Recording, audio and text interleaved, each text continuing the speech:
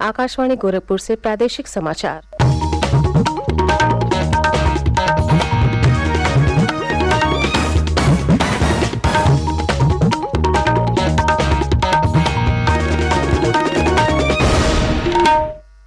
नमस्कार।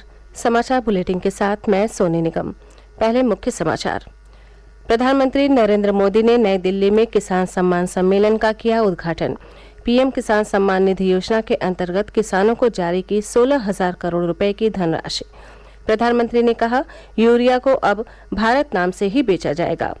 मुख्यमंत्री योगी आदित्यनाथ ने कहा, आने वाले पर्वों पर स्थानीय जरूरतों के अनुसार सभी इंतजाम किए जाए। माहौल खराब करने वालों के खिलाफ मुख्यमंत्री ने दिए कठोर कार्रवाई के निर्देश।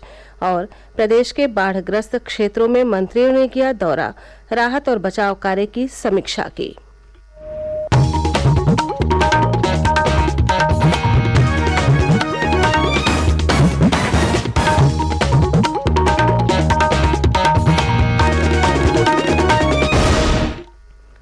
अब समाचार विस्तार से। प्रधानमंत्री नरेंद्र मोदी ने कल प्रत्यक्ष लाभ अंतरण के माध्यम से प्रधानमंत्री किसान सम्मान निधि के अंतर्गत किसानों को 16,000 करोड़ रुपए की 12वीं किस्त जारी की। नई दिल्ली में प्रधानमंत्री किसान सम्मान सम्मेलन 2022 का उद्घाटन करते हुए श्री मोदी ने कहा कि प्रधानमंत्री किसान सम्मान निधि योजना किसानों के जीवन में बदलाव लाने की पहल है। उन्होंने कहा कि सम्मेलन का उद्देश्य किसानों, कृषि स्टार्टअप और सभी पक्षों को एक मंच पर लाना है। उन्होंने कहा कि 22 करोड़ से अधिक मृदा स्वास्थ्य कार्ड जारी किए जा चुके हैं ताकि किसान अपनी जमीन की सेहत और उर्वरक क्षमता के बारे में जान सके। खेती की पैदावार को बढ़ाने के लिए, अच्छी उपज के लिए हमें खेती में नई व्यवस्थाओं का निर्माण करना ही होगा। ज्यादा वैज्ञानिक पद्धति को, टेक्नोलॉजी को खुले मन से अपनाना ही होगा।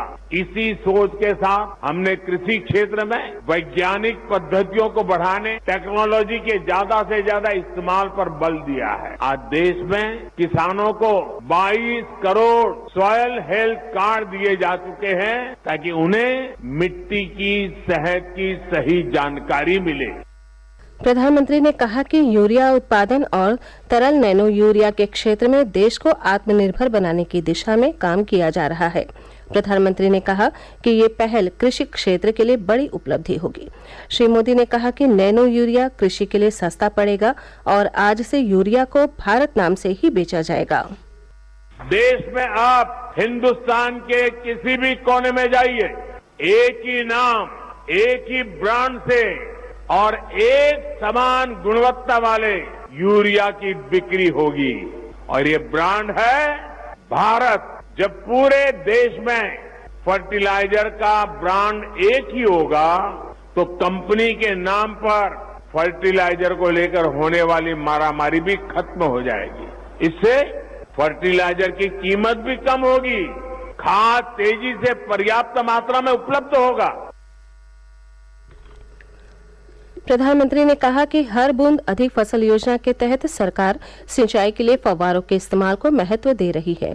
इससे पानी बचाने में मदद मिलेगी और मिट्टी की उर्वरक क्षमता भी बनी रहेगी।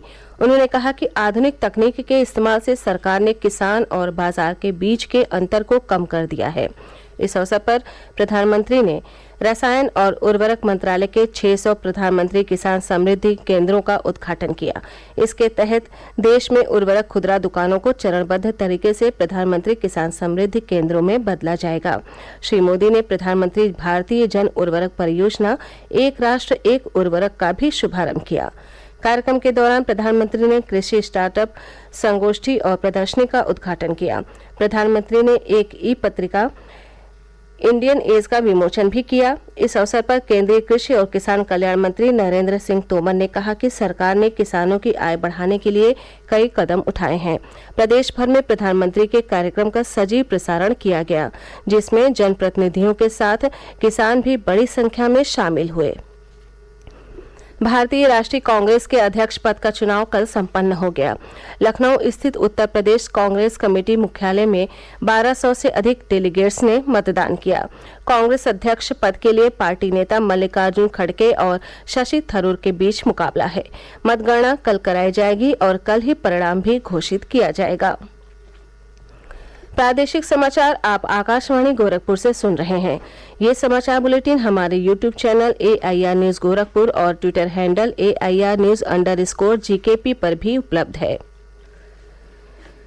मुख्यमंत्री योगी आदित्यनाथ ने कहा है कि बेहतर कानून व्यवस्था, सतत संवाद और सभी वर्गों से मिल रहे सहयोग से हाल के वर्षों में प्रदेश में सभी पर्व और त्योहार शांति तथा सौहार्दपूर्ण माहौल में संपन्न हो रहे हैं। मुख्यमंत्री ने निर्देश दिया कि आगामी पर्व और त्योहार शांति और सौहार्द के बीच संपन्न हो, इसके लिए स्थानीय जरूरतों को देखते हुए जरूरी प्रयास किए जाए। उन्होंने शरारतपूर्ण बयान जारी कर माहौल खराब करने वालों के खिलाफ कठोर कार्रवाई करने के निर्देश दिए। मुख्यमंत्री अपने सरकारी आवास पर प्रदेश स्तरीय बैठक में आगामी पर्वों पर होने वाली तैयारी और बाढ़ राहत कार्यों की समीक्षा कर रहे थे। उन्होंने वीडियो कॉन्फ्रेंसिंग के माध्यम से सभी जिलों के अधिकारियों को निर्देश दिए। उन्होंने अतिवृष्टि के बीच राहत कार्यों को तेज करने तथा आम जनता को स्वास्थ्य सुविधाओं की सुलभ उपलब्धता के संबंध में अधिकारियों को आवश्यक दिशा निर्देश दिए। मुख्यमंत्री ने कहा कि पटाखों की दुकानों और गोदामों को आबादी से दूर होना सुनिश्चित करें।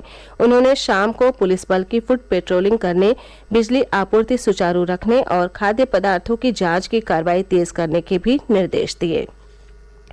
उन्होंने कहा कि बाढ़ प्रभावित गांवों के लिए नोडल अधिकारी तैनात कर राहत कार्यों को तेज किया जाए। साथ ही ग्रामीण एवं नगरीय क्षेत्र में व्यापक स्वच्छता, सैनिटाइजेशन और फॉगिंग का कार्य मिशन मोड में किया जाए। मुख्यमंत्री ने सड़क निर्माण के साथ साथ उसके रखरखाव पर भी ध्यान रखने के निर्देश दिए। गन्ना मंत्री लक्ष्मी नारायण चौधरी ने कल बाराबंकी जनपद में बाढ़ग्रस्त क्षेत्रों का दौरा करने के बाद कहा कि बाढ़ पीड़ितों की मदद में धन की कमी आड़े नहीं आएगी। उन्हें सभी सरकारी सुविधाओं का लाभ अवश्य मिलेगा। उन्होंने कहा कि बाढ़ के कारण नष्ट हुई फसलों का मुआवजा जल्द दिलाया जाएगा। जल शक्ति राज्य मंत्री दिनेश खटीक ने कल देवरिया जिले के बाढ़ प्रभावित क्षेत्रों का दौरा किया और पीड़ितों को राहत सामग्री वितरित की। उन्होंने नाव में बैठकर गांव बकुची में बाढ़ पीड़ितों से मुलाकात कर उन्हें हर संभव मदद का आश्वासन दिया। इसके बाद जल शक्ति राज्य मंत्री ने विकास भवन में अधिकारियों के साथ बैठक कर बाढ़ और राहत बचाव कार्य की समीक्षा की और उन्हें आवश्यक दिशा निर्देश दिए। कृषि मंत्री सूर्य प्रताप शाही ने भी देवरिया में बाढ़ राहत कार्यों की समीक्षा की और जिला प्रशासन को निर्देशित किया कि जल भराव से प्रभावित लोगों को कोई असुविधा न हो। उन्होंने मुख्य चिकित्साधिकारी को जल भराव प्रभावित क्षेत्रों में विशेष स्वास्थ्य कैंप लगाने के निर्देश दिए। इसी क्रम में पूर्व मंत्री राजकिशोर सिंह और सांसद हरीश द्विवेदी ने कल बस्ती जिले में बाढ़ग्रस्त क्षेत्रों का निरीक्षण किया। जिले में 100 गांव बाढ़ से प्रभावित हैं, जहां राहत और बचाव कार्य तेज कर दिया गया है। लोगों को सुरक्षित स्थानों पर पहुंचाया गया है। संक्रामक रोगों से बचाव के लिए डॉक्टरों की टीम प्रभावित क्षेत्रों में तैनात कर दी गई है। मऊ जिले की घोसी और दोहरी घाट तहसीलों में कल ऊर्जा एवं नगर विकास मंत्री अरविंद कुमार शर्मा ने बाढ़ प्रभावित क्षेत्रों का भ्रमण कर अधिकारियों को जरूरी निर्देश देने के साथ ही लोगों को राहत सामग्री का वितरण किया। उप मुख्यमंत्री केशव प्रसाद मौर्य ने कल इटावा में भाजपा कार्यालय पर नगर निकाय चुनाव को लेकर कार्यकर्ताओं और पदाधिकारियों के साथ बैठक की। इसके बाद उन्होंने जिले के वरिष्ठ अधिकारियों के साथ बैठक कर सरकार की नीतियों और जन कल्याणकारी योजनाओं की समीक्षा करते हुए उन्हें आवश्यक दिशा निर्देश दिए। श्री मौर्य ने संवाददाताओं से बात करते हुए कहा कि सरकार का लक्ष्य भ्रष्टाचार मुक्त विकास करना है। इससे पूर्व श्री मौर्य ने विकास भवन के प्रेरणा सभागार में नेताजी मुलायम सिंह यादव को श्रद्धांजलि अर्पित की। भारतीय जनता पार्टी की राष्ट्रीय महामंत्री डी पुरंदेश्वरी ने कहा है कि सशक्त मंडल सक्रिय बूथ हमारी संगठनात्मक संरचना का मूल मंत्र है। उन्होंने भाजपा के लखनऊ स्थित मुख्यालय पर आयोजित पार्टी के प्रदेश पदाधिकारियों को संबोधित करते हुए कहा कि सबका साथ, सबका विकास और सबका विश्वास की पार्टी की नीति को आगे बढ़ाते हुए समाज के हर वर्ग के लोगों को पार्टी के साथ जोड़ने का काम करना है। बैठक में पार्टी के प्रदेश प्रभारी और राष्ट्रीय उपाध्यक्ष राधा मोहन सिंह, प्रदेश अध्यक्ष भूपेंद्र सिंह चौधरी और प्रदेश महामंत्री संगठन धर्मपाल सिंह उपस्थित रहे।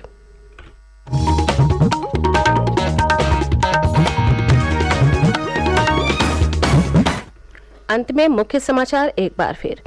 प्रधानमंत्री नरेंद्र मोदी ने नई दिल्ली में किसान सम्मान सम्मेलन का किया उद्घाटन।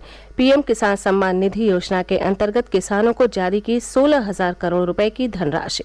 प्रधानमंत्री ने कहा, यूरिया को अब भारत नाम से ही बेचा जाएगा। मुख्यमंत्री योगी आदित्यनाथ ने कहा, आने वाले पर्वों पर स्थानीय जरूरतों के अनुसार सभी इंतजाम किए जाएं। माहौल खराब करने वालों के खिलाफ मुख्यमंत्री ने दिए कठोर कार्रवाई के निर्देश। और प्रदेश के बाढ़ग्रस्त क्षेत्रों में मंत्रियों ने किया दौरा, राहत और बचाव कार्य की समीक्षा की। इसी के साथ ये समाचार बुलेटिन समाप्त हुआ। नमस्कार।